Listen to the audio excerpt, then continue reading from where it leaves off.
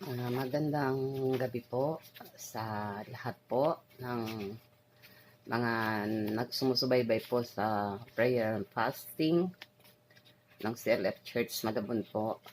Tayo po ngayon ay magandang gabi po or magandang araw po sa ating lahat. Tayo po ngayon ay nasa final week po ng 2024, kaapat na pong yugto, na may tema po na my greatest longing, dreams, and aspiration to do in my life for the glory of God. At ang binasa ko po dito ay ang Pilipos 1 verse 20.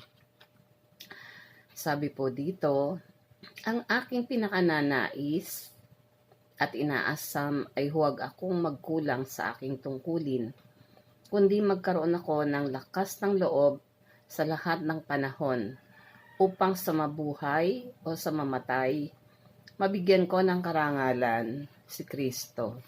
Tayo po ay sandali pong manalangin. Dakilang Diyos sa aming Ama, sa oras pong ito, Panginoon, kami po ay dumudulog sa iyo. Nagpapasalamat po, Ama, sa pagkakataon, Ama, na muli po ay makapagbahagi, Panginoon, ng karanasan, Panginoon, sa paglilingkod sa iyo, Panginoon. Maraming salamat po, Ama, sa pagkakataong ito. At sa oras din po ito, kami po lumalapit sa iyo. Pinasisiyasat namin sa iyo ang aming mga puso at kaisipan, Panginoon.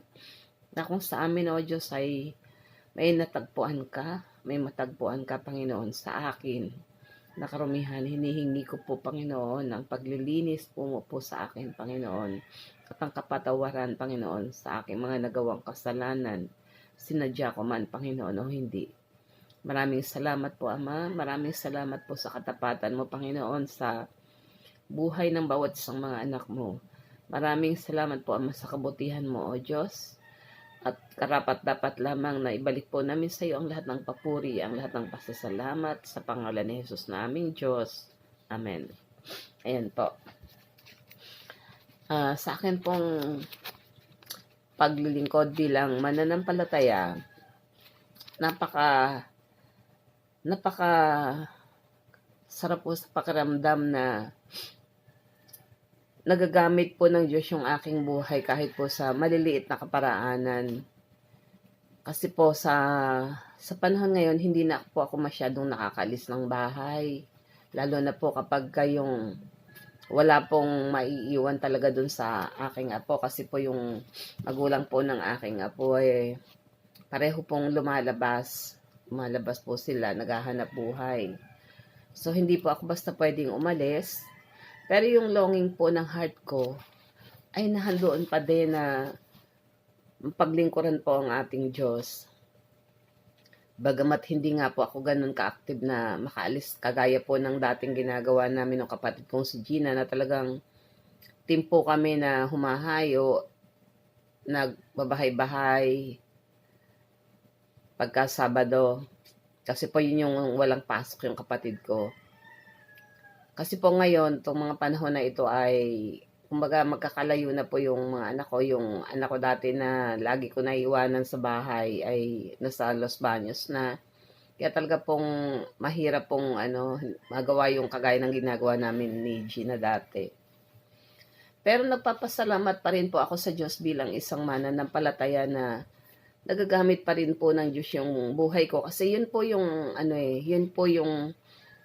yun po yung aking layunin. Yun po yung pinakananais ko po sa buhay ko. At patuloy na inaasam na makapaglingkod po ako sa Panginoon.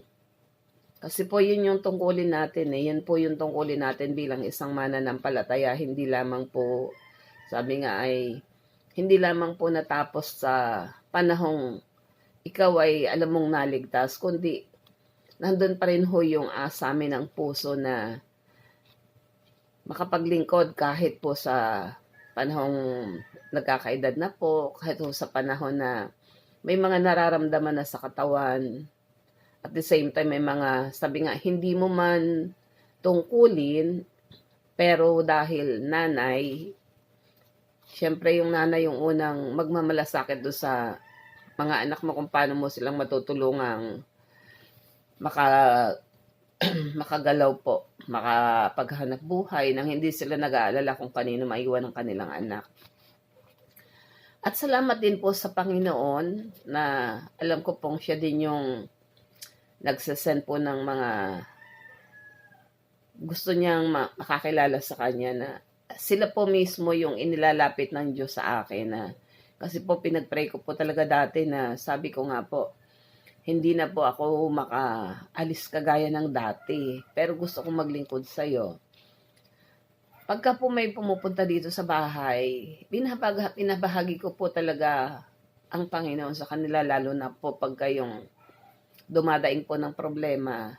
Hindi ko po sinasabi sa kanila na, sabi ko nga po sa kanila, ako, instrumento lang ako ng Diyos. Kung may maitutulong man ako, napakalimitado. Kasi tao lang ako. Pero yung Diyos na meron ako at Diyos na meron ka kung kikilalanin mo ay unlimited. Unlimited ang pwedeng gawin sa buhay mo. Yan po yung sinasabi ko palagi kasi naranasan ko naman po talaga na mahirap pong sa tao po ay umasa. Mahirap po yan. Pero kapag po yung ating lahat ng pagtitiwala sa Panginoon ay binibigay po natin sa Kanya, makikita po natin talaga na ang Diyos ay kumikilos. At ito po yung aking ibinabahagi sa kanila kasi po ang testimonya po ng karanasan sa buhay ay napaka-effective po na testimony. Hindi po ito pwedeng mapasinungalingan kasi po ang mga tao po na inilalapit po ay halos kilala ko rin naman at alam nila kung ano yung buhay namin dati. Nagpapasalamat po ako sa Diyos na bagamat totoo na hindi po madali. Hindi madali na kahit po nandito kami sa bahay ay nakakapag-ministry po ako. Kasi po minsan, iba't ibang tao po yung lalapit sa'yo. Merong dating kakilala, may bagong kakilala na kumbaga nakikilala ka through dun sa mga kakilala mo ring dati. At minsan yung mga nakakasalamuha mo, ayan. Sa paglingkod po sa Panginoon, nahihirapan ka din. Ito lamang pong December, kasi po meron pong misyong ginagawa kami ni Tita Gina. Kasi po naumpisahan po ito noon pang, matagal na pong nag-uumpisa ito na nagsusupport po kami doon sa isang church na ngayon po ay wala na, pero may mga tupa po doon na napabayaan na. Kumbaga, yun pong, excuse po, yun pong tagapanguna doon sa church ay parang nawala na ng time or hindi ko po alam. Basta po yung mga tupa ay napabayaan na mula po nung bumagyo ng Karina, nung lumubog po yung karamihan ng lugar sa Metro Manila. Nagkaroon po ng burden kami ni Gina na dalawin po ulit yung mga tupa, lalo na po yung mga bata na umpisahan ng taniman ng salita ng Diyos. Si Gina po napaka-busy po niyang tao kasi po nga nagtuturo at gabi na po lagi yung dumarating. Nung last November po ay nakapag-feeding po kami nung una po ay mayroon pang kahit paano may mga ilang kapatid na tumulong para maituloy po yun. Pero nitong December po ay talagang 3 na lang po yung gumalaw. 3 tao na lang po talaga. Na sinikap pong marating po yung lugar kahit na malayo, kahit na sabi nga, hindi lamang sakripisyo ng katawan dahil si Gina po nung panahong ay sinama ng katawan, pero dahil naka-schedule na po yun at nakapagpasabi na nadadalawin sila uli, itinuloy po namin yung pagdalaw po dun sa mga tupa na yon na sabi nga, ang tagal-tagal nang hindi naaasikaso, hindi napapalo up. At awa naman po ng Diyos, sa tulong po ng ibang mga kapatid na ilan lamang po kaming nagtulong about sa financial. Nairaos naman po at nakakatuwa dahil po andun po yung mga kabataan at may ilang katandaan po na nagsabi po na, "Bakit ang tagal-tagal niyong hindi dumating?" Ganyan. "Bakit ang tagal-tagal na hindi nakita? Bakit ang mga taga Malabo nawawala?" Ganyan. 'Di ho ba nakakaano ng puso na andito yung mga tao na naghihintay na makarinig ng salita pero excuse, yung magbibigay po ng pagkain ng espiritu ay wala. Kaya nga po sabi namin, usapan namin ni Gina na tumulong man sila o hindi, mag-interest man sila o hindi na balikan ng tupa, ay kahit paano po ay mabalikan sila para po patuloy na makarinig po ng salita ng Diyos. Napaka-importante po sa panahong ito na ang salita ng Diyos ay patuloy po na naibabahagi po, naibabahagi. Lalo na po dun sa mga taong uhaw po sa salita ng Diyos. Lalo na po at may mga edad na sabi nga ilang panahon na lang ay papalis na kinakailangang ready na po sila. Marami din pong kabataan, kaya po kahit po na handito lang po ako sa bahay, nagsusupport po ako kasi po sabi ko nga, kung hihintayin pa na magkaroon ng church para i-feed yung mga kaluluwa, kailan mangyayari yun? So dalin mo ang salita ng Diyos nang wala kang dinadalang church kasi nga napakalayo po. Malayo po yung lugar. Tapos po, very complicated po kasi po ay naumpisahan po yun ng isang church dati na nagbago ng pangalan. Na pagkatapos po ay parang wala lang, ganyan. Naging burden po namin ni Tita Gina yon at saka nung isang kapatid na na handa namang mag-support. At sa tulong po din at biyaya ng Diyos ay may isang nagko-coordinate doon para po i-gather po yung mga tupa. At nangyari po yon, natuloy po yung pagme-mission na yon noong 21 po ng December. Nakapaghayag ng salita ng Diyos at the same time nakapagpasaya din naman po, nakapagpaligaya doon sa puso ng mga kabataan, ng mga tao na nahandoon po, na nabahagi na ng Word of God. Nagpapasalamat po ako sa Panginoon kasi po hindi namamatay yung hangarin ng puso na patuloy na maihayag ang salita ng Diyos. Kasi po, yun yung dahilan kung bakit po tayo naligtas, kung bakit po tayo tinawag. Kasi po, merong layunin ng Diyos sa pagkatawag sa atin. Hindi po yun yung, sabi nga okay na ako. Anytime mamatay ako alam ko naman kung saan ako pupunta. Hindi po natapos yun doon, kundi yung patuloy na maibalik po yung glory po sa Panginoon. Kasi yun po yung karampatang tungkulin ng tao. Ibalik sa Diyos yung lahat ng karangalan at kalwalhatian. Kasi po sa kawawa naman po yung sabi nga nung kapatid ko kami po ni Gina, kami nag-uusap po kami palagi about dun sa mga mission. Napaka-importante po sa amin na merong kaluluwang nakakarinig po sa Panginoon.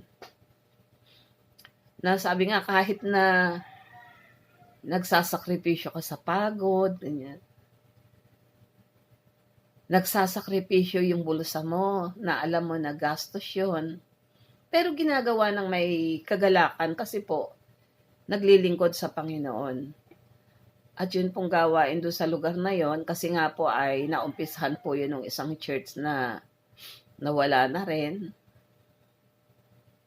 Ay kinakailangan pong ituloy na mapakain ng salita ng Diyos yung mga kabataan doon at ilang katandaan.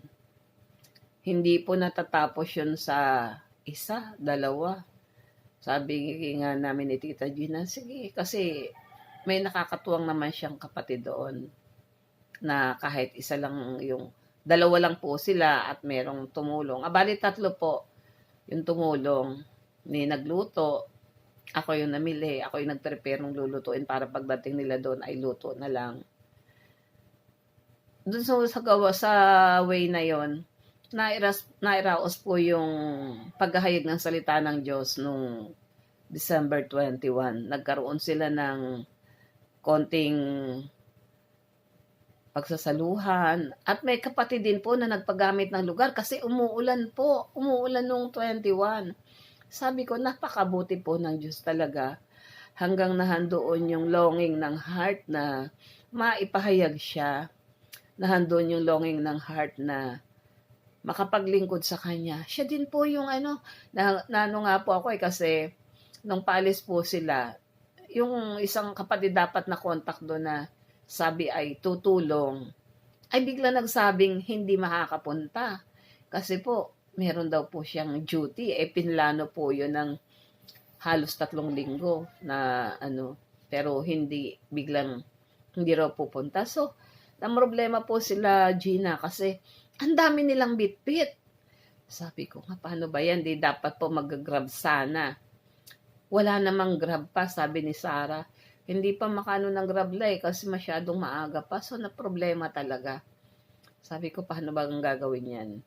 Pero sa tulong sa habag at tulong ng Panginoon sa mga anak niya na gustong maglingkod sa Kanya, nakarating naman po doon ng mabilis kasi may mga mababait na tao na tumulong sa kanila para ihatid sila doon sa lugar. Kasi po, ang layo po talaga nun. Nakapunta na po ako doon. Kaya po talagang sabi ko nga, napakabuti ng Diyos. Basta nandun yung hangarin ng puso natin, yung hangarin na mapaglingkuran ng Diyos sa kahit na anong paraan, ay ang Diyos din yung tumutulong para maihayag yung kanyang kadakilaan. Kasi kung walang ginawa ang Diyos sa atin na kabutihan, kung hindi natin naranasan kung paano kumilos ang Diyos sa buhay natin, at kung paano nating hinayaan o inalawang Diyos na sakupin ang buhay natin, hindi po tayo makakagalaw ng husto sa Panginoon. Bakit po? Kumbaga wala kang nakita. Pero dahil po kami ay nakita namin yung yung unti-unting pagkilos ng Diyos sa buhay namin mula dun sa wala talaga as in wala. Excuse po. Ay talaga pong kumilos ang Diyos mightily sa buhay namin. Nakakatuwa po kasi dahil ang Diyos ay hindi po magsasawang abutin po tayo. Basta po yung ating puso ay nahandoon na ninanais na magpasakop sa Kanya at sumunod sa Kanya. Sabi ko nga, hindi naman yung kakayanan mo Hindi naman yung marunong ka. Hindi naman yung malakas na malakas ka. Hindi naman yung marami kang pera. Hindi po yun ang titingnan ng Panginoon dun Ang tinitingnan po talaga ng Diyos sa paglilingkod ay yung puso ng tao. Sino ba yung gusto mong maging hari ng buhay mo? Kanino mo ba gusto ibigay yung karangalan? Di po ba? Pag po mayroon akong tinutulungan, isa pong minsan nakaka-disappoint ay, sabi ko nga, pag sa akin kayo tumingin, limitado ang matutulong ko sa inyo kasi tao lang ako. Pero kung talagang sa Diyos kayo titingin at tatanggapin niyo ang Panginoon bilang Diyos niyo talaga, makikita niyo kung paanong kumilos ang Diyos sa buhay. Kasi kagaya po ng ibang kamag-anak ko, lalapit, iiyak. Ililid niyo sa panalangin. Tatanungin niyo sila kung paano nila ako nakilala, kung anong kalagayan namin dati. Alam naman nila. Pag-pray nyo, aalokin nyo kung gusto nilang maging Diyos si Christ. Okay, pagkanahan dyan. Pero hindi ko sila, yung sasabihin, tanggapin mo. Sinasabi ko sa kanila, kung tatanggapin mo ang Panginoong Jesus bilang iyong Diyos at tagapagligtas, makikita mo kung ano yung gagawin ng Diyos sa buhay mo. Kasi pag sa tao, humingi ka ng tulong, matulungan ka man yan, hindi lagi. Pero ang Panginoon, sa lahat kako ng pangangailangan mo sa buhay, nandyan siya. Kasi sabi ko nga sa Kanya, kilala nyo naman ako Kilala nyo ako kung ano dati yung kalagayan. At alam nyo kung ano yung nangyayari sa buhay namin ngayon. Sabi ko nga po, pagka ako ay nagpapatotoo, Kung meron akong gustong iyabang, hindi ako yon. Ang iyayabang ko lang sa inyo, si Kristo, ang Panginoong Hesus na nagligtas at patuloy na tumutulong sa amin. Sabi ko nga, pag meron kayong Diyos, meron na kayo ng lahat ng bagay. Hindi kayo magkukulang, hindi. Kaya po talagang, yan po yung akin pong greatest na longings ng puso na sa kabila po ng pagkakaedad, malapit na po ako mag-70, 6 na buwan na lang. Pero sabi ko sa Panginoon, habang kaya ko pang magsalita, matino yung isip pa, na pwede kong ipahayag yung kanyang kalwalhatian, na kahit po papano ay makakapag-church pa ako, ayan, nakakasamba pa. Sabi ko, Panginoon, gamitin mo yung buhay ko. Gusto kong magbigay ng karangalan sa iyo. At isa po nakakatuwa sa Panginoon, spoiler po ang ating Diyos na kung saan sinasabi ko po sa inyo. Ako po ay may mga anak na sa awa naman po ng Panginoon ay binless talaga ng Panginoon. Pero hindi po ako nanghihingi ng kahit na, hindi po ako yung nanay na penginon, hindi po. Ayoko pong manghingi kasi ang katwiran ko, meron akong Diyos. Sa Kanya ako manghihingi ng pangangailangan ko, sa Kanya ako magsasabi. At talagang hinihintay ko pong kumilos ang Panginoon. Halimbawa po, sunod-sunod yung natulungan ko, short ako kasi ang binibigay naman ng mga anak ko ay budget, tsaka pambili ng gamot ko. Syempre po minsan, hindi nyo inaasahan yung mga humihingi ng tulong na kailangan naman talaga. Syempre, sisiyan sa atin din natin kung totoo yun dahil baka naman lumabas tayong mga nun, hindi maganda, di ba? Pero pag nakikita ko na kailangan po talagang tulungan, tulong po ako. Hindi po ako nagdadalawang isip. Sabay po ng pagbabahagi ng salita ng Diyos, ng pangangaral. Kasi sabi ko nga po, nanay ako, at sa haba ng panahon na binigay ng Diyos sa akin, ang dami kong karanasan na pwede niyong pakinabangan. Nagsishare po ako talaga. Ayun po, makikita ko po yung pagkilos ng Diyos pag sinabi ko po sa mga anak ko, sa Diyos na, Lord, ano na po alam niyo na po yan. Kasi short na po ako Yan. Bahala na po kayo sa amin. Kasi ayoko naman pong, excuse po. Ayoko naman po mamaya sabihin nung nagbibigay sa akin ng kasi po ako yung binibigyan po nila ako ng budget pero ako lang po yung magluluto para sa kanila. Siyempre kasama na rin po kami doon. Ayoko po sabihin ng anak ko, bakit short kayo sa budget nyo na Kaya hindi ako nanghihingi. Nakakatuwa po kasi sabi ko nga, hindi man ako makaipon ng gusto ko kasi makaipon sana. Hindi ako makaipon pero mabuti ang Diyos kasi hindi niya kami pinagkukulang. Bago pa po, lagi po kami ni Gina, nagkakaroon kami ng sharing lagi na pag gayong sabihin ko kay Gina, Jing, bahala na si Lord kasi short ako ngayon. Ganyan. Alam mo na kung ano nangyari, tatawa lang si Gina. Tapos po may biglang dadating. Alam nyo, nakakatuwa ang Panginoon. Napaka-spoiler niya talaga. Mapapalukso ka talaga sa sobrang kagalakan. Hindi dahil sa pera hindi dahil doon, kundi dahil nakikita ko kung paano kumikilos ang Diyos. Sabi ko nga doon sa sinishiran ko, kung matututunan nyo lang kung paanong magtiwala sa Panginoon, sasabihin ko ako sa inyo, hindi nyo ipagpapalit ang Diyos. Lalo na po yung Sunday, na sabi ko nga po doon sa isang sinishiran ko, sana matutunan mo na huwag ipagpalit yung araw ng linggo. Kasi napatunayan mo na doon sa panahon ng parang yung buhay mo ay talagang malapit nang umalis. May sakit ka, hindi ka makagalaw ng maayos, kailangan mong magpagamot, pero hindi ka nagutom. Tinugunan ng Diyos yung lahat ng pangangailangan mo. At sabi nga, nagkapera pa. Sabi ko, sana matutunan mo isang araw na kapag araw ng Sunday, ay huwag mong ipagpalit sa konting kita. Sinabi ko po talaga kasi nalulungkot po ako maraming pinapatunayan ng Diyos, pero pag Sunday, hindi ko siya makita. Ako po, hindi naman po ako lahat ng Sunday nakaka-attend, lalo na po halimbawa yung walang maiiwan dun sa bata. Hindi po ako kasi nag-iiwan basta-basta sa hindi ko pa po masyadong personal na kilala na alam kong pwede ako magtiwala. Hindi po ako basta nag-iiwan ng bata. Kaya po minsan wala ako. Minsan naman dahil sa edad po, nagkakaroon ng masamang pakiramdam. Pero sabi ko nga dun sa subukin nyo ang Panginoon na sundin mo na.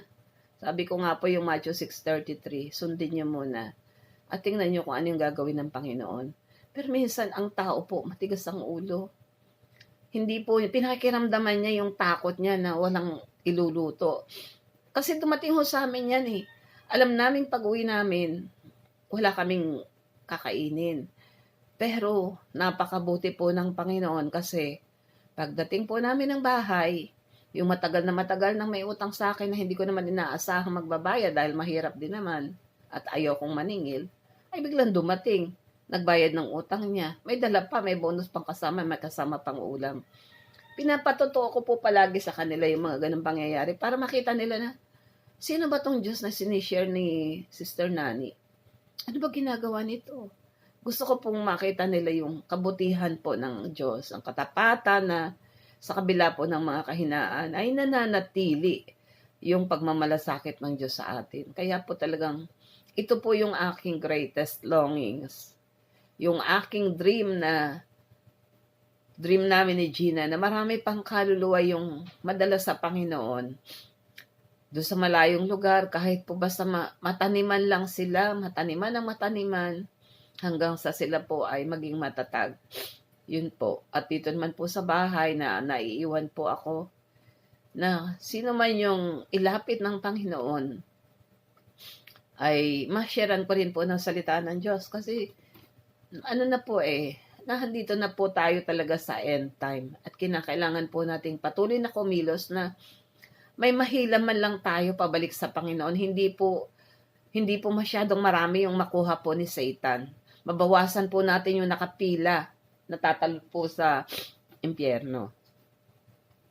Kaya ako nga po, ito po talaga yung verse na lagi po nagpapaalala sa akin. Ito po yung ni Pablo na sabi, ang aking pinakananais at inaasahan at inaasam ay huwag akong magkulang sa aking tungkulin, kundi magkaroon ako ng lakas ng loob sa lahat ng panahon upang sa mabuhay o sa mamatay, mabigyan ko ng karangalan si Kristo. Ito po yung layunin po ng aking buhay at ito po yung inaasam ng aking puso. Yun po. Ito po yung aking sinishare sa inyo ngayong patapos na po yung 2024 at magsasabi po sa inyong mabuti ang Diyos. Tapat po ang Diyos sa kanyang mga pangako.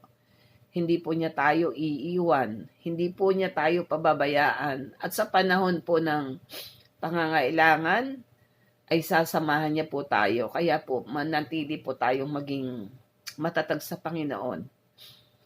Ipasako po natin ang buo ang ating buhay sa ating Diyos. Yun lamang po. Marami pong salamat.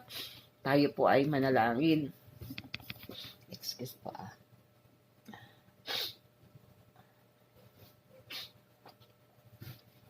Nakilang Diyos sa aming Ama, maraming salamat po Ama sa oras na ito na akin pong ibinahagi, Panginoon, ang mga salita mo, yung longing ng heart ko, Lord. Salamat po na kami po ay isahin mo sa ganitong kaparaanan, Ama, na magkaroon po kami, O Diyos, ng pagnanasa na makapaglingkod sa iyo, makapag-gather po ng mga tupa na wala pa po sa iyong kawan, Panginoon. Gamitin po ninyo ang aming mga buhay. At salamat po doon sa mga kapatid na patuloy na ginagamit mo rin po yung buhay nila upang patuloy na maihayag ang iyong karangalan, O Diyos, ang iyong kaluwalhatian, ang iyong pagliligtas, Panginoon. Patuloy na i-bless mo sila, Panginoon. I-bless mo yung heart nila. I-bless mo yung buhay nila, Ama, upang patuloy na magawa, Panginoon, yung nararapat naming gawin habang kami po ay may buhay pa, habang may pagkakataon pa na makapaglingkod sa iyo, Panginoon. Patuloy po ninyong pagpalain ng church ng CLE, Panginoon, at lahat ng mga daughter church nito, Panginoon, na patuloy kaming maglingkod ng sama-sama sa iyo, O God. At patuloy na bigyan mo kami ng kalakasan, Panginoon, ng lakas ng loob, O Diyos, upang magamit namin upang ikaw ay mapaglingkuran. Huwag po kaming manatili sa programa lamang, kundi patuloy, O Diyos, na maipahayag ang iyong dakilang pangalan. Ang kaligtasang dala mo, Panginoon. Lord, patuloy na ingatan po ninyo, Panginoon, ang aming mga pastoran. Bigyan mo po sila ng malinis na puso sa paglilingkod sa iyo, Panginoon. Na kami ay naglilingkod sa isang hari, Panginoon, ng mga hari. At sa Diyos na buhay na nakakakita sa amin. Lord, maraming salamat po. Ingatan mo po, Panginoon, ang lahat ng iyong mga anak, Panginoon, lalo na po ang mga miyembro ng CLE, Panginoon, churches, ng mga kapastoran, Panginoon, lalo na po ang aming senior pastor, Panginoon, si Pastor Alvin Ama, si Dr. Alma, Panginoon, patuloy na kalakasan, kagalingan, ano man yung mga karamdamang mayroon sila, Panginoon. Lord, palakasin mo silang patuloy, pagalingin mo in Jesus' name, at patuloy na gamitin mo po ang kanilang buhay. Pagpalain mo po sila sa lahat, Panginoon, ng aspect po ng buhay, Panginoon. Ngayon din po, Panginoon, ang aming bansa, patuloy na itinataas ko ito sa iyo, Ama, na huwag mo pong pababayaan ang bansang Pilipinas. Alang-alang po sa iyong mga anak, Panginoon, na dito po ay nananahan. Patuloy na ang kapayapaan mo ay bumalot, Panginoon, sa aming bansa, Panginoon. Iingatan po ninyo ito, Panginoon, tulad po ng pag-iingat mo po, Ama, sa bansang Israel. Ama, maraming salamat po, O Diyos. Patuloy na ikaw po ang maihayag, Panginoon, sa platform na ito. Lord, maraming salamat po. Sa iyo po binabalik ang lahat ng papuri, Ama, ang lahat ng parangal at pasasalamat sa pangalan ni Jesus na aming Diyos. Amen.